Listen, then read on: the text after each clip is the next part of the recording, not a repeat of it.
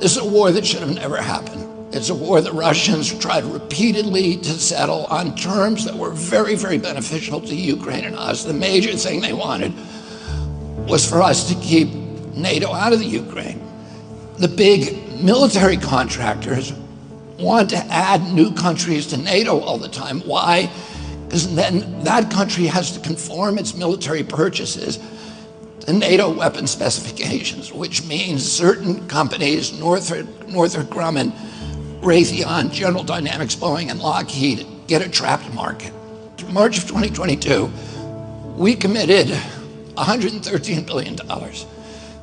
Just to give you an example, we could have built a home for almost every homeless person in this country. We then committed another $24 billion since then, 2 months ago, and now President Biden's asking for another $60 billion. But the big expenses are going to come after the war, when we have to rebuild all the things that we destroyed. Mitch McConnell was asked, can we really afford to spend $113 billion to Ukraine? He said, don't worry. It's not really going to Ukraine. It's going to American defense manufacturers. So he just admitted it's a money laundering scheme. And who do you think owns every one of those companies? BlackRock. So Tim Scott, during the Republican debate, said, don't worry, it's not a gift to Ukraine, it's a loan. So raise your hand if you think that loan's ever getting paid back. Yeah, of course it's not. So why do they call it a loan? Because if they call it a loan, they can impose loan conditions. And what are the loan conditions that we impose on?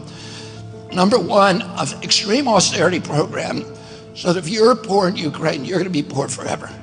Number two, most important, Ukraine has to put all of its government-owned assets up for sale to multinational corporations, including all of its agricultural land, the biggest single asset in Europe.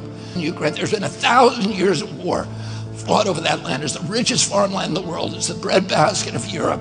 500,000 kids almost, Ukrainians, have died to keep that land as part of Ukraine. They almost certainly didn't know about this loan condition.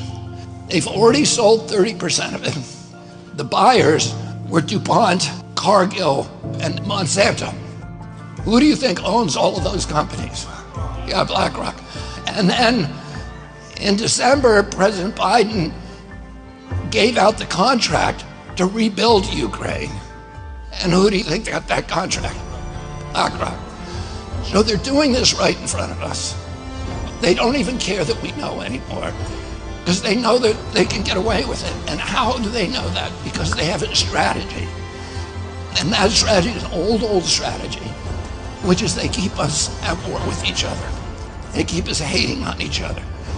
They keep the Republicans and Democrats fighting each other, and black against white, and all these divisions that they sow.